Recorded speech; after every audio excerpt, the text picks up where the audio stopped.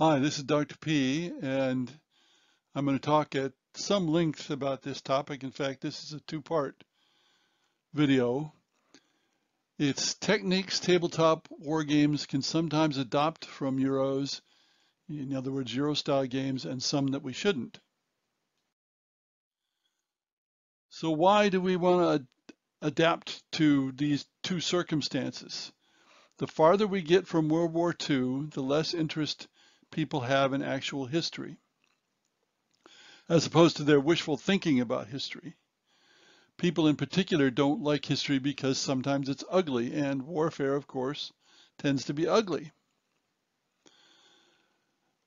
Moreover, as we get more party gamers and non-gamers joining the hobby gaming, the less interest there is in hardcore war games or any kind of game that involves any kind of real-world conflict.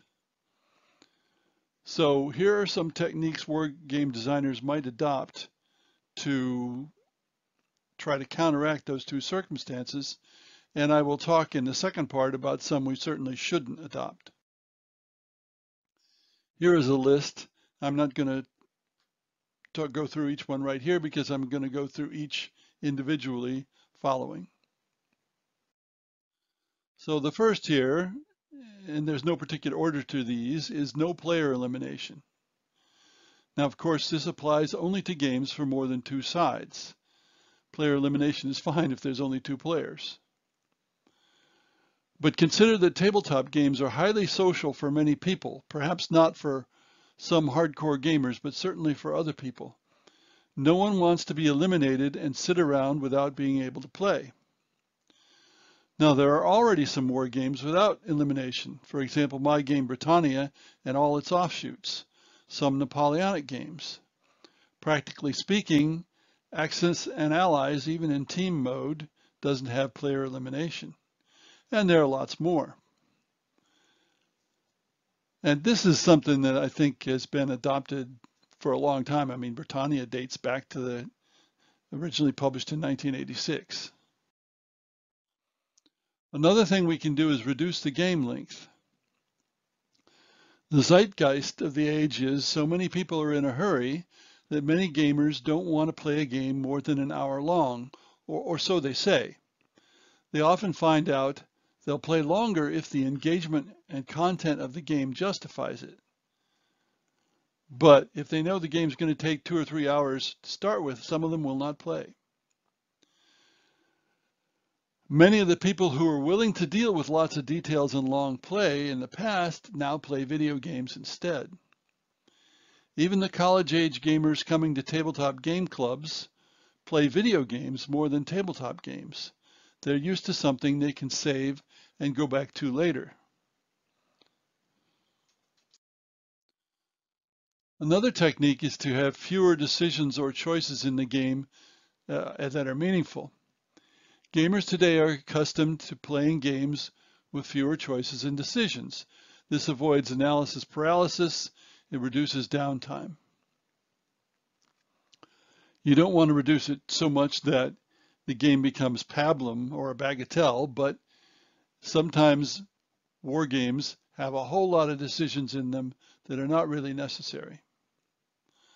I particularly remember one young lady who was proud of her record in Stratego.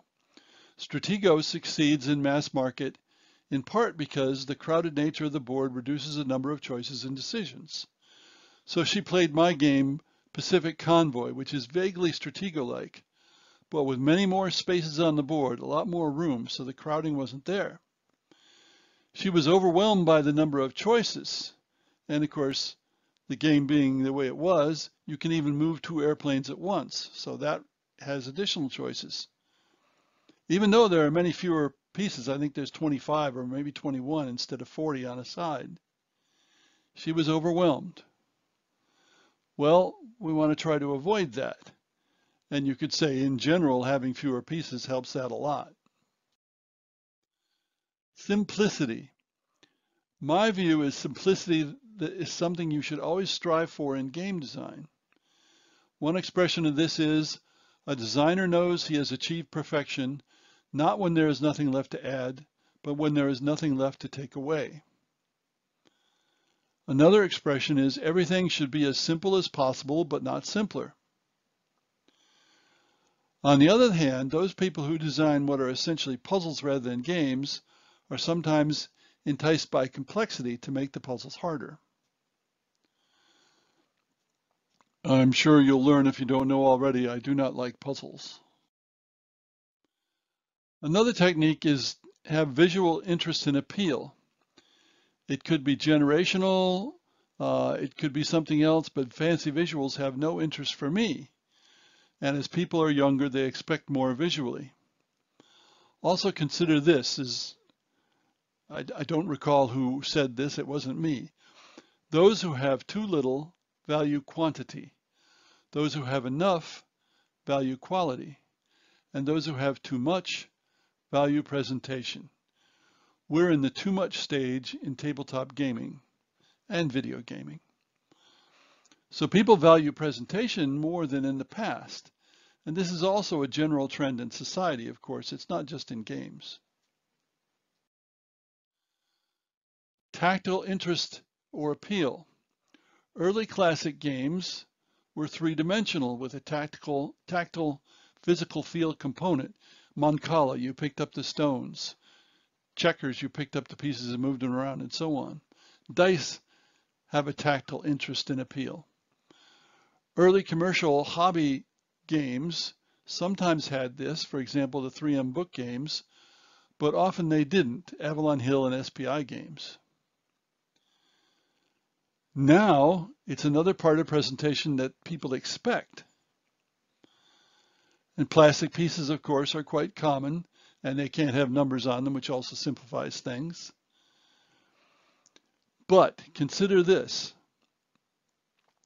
GMT's well-known game Command and Colors, which is many offshoots, during GMT testing was not doing well when the players were using flat pieces. When they decided to try using blocks, not for hiding anything, but just for the 3D piece, the game took off because of the tactile and visual interest. Think about that.